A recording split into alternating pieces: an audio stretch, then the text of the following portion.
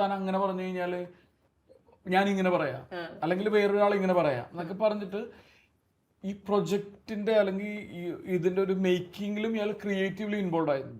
അപ്പൊ ഒരുപാട് റോൾസ് ഇപ്പത്തെ പാട്ട് പാടിയിട്ടുണ്ടോ ഇതില്? ഇല്ല, അത് മാറ്റി വെച്ചായിരുന്നു. അപ്പൊ അത് എല്ലാം കൂടി വേണ്ടല്ലോ.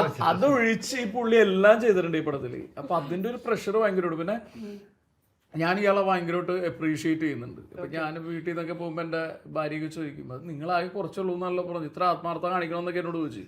അപ്പൊ എൻ്റെ ഒരു പരിപാടി എന്താന്ന് വെച്ച് കഴിഞ്ഞാല് ഇയാള് സത്യമാണത്, ഞാൻ എന്നെ പോളിയോ സെക്കൻഡ് ലീഡാണ്, എനിക്ക് വെരി ഫ്യൂ സെക്കൻഡ്സ് ലീഡ്. അപ്പൊ ഞാൻ ഇതൊരു റിവെഞ്ച് അത് പടം ഇറങ്ങി കഴിഞ്ഞ എന്റെ അടുത്ത് ഈ പറഞ്ഞ കൺഫ്യൂഷൻ ആർക്കും ഉണ്ടാവില്ല. ഇയാള് കൂലിയിൽ അമീർ ഖാനെ പോലെ അതൊന്നും അല്ല, അമീർ ഖാൻ വെറും ബീഡി മേടിക്കാൻ വന്നല്ലേ.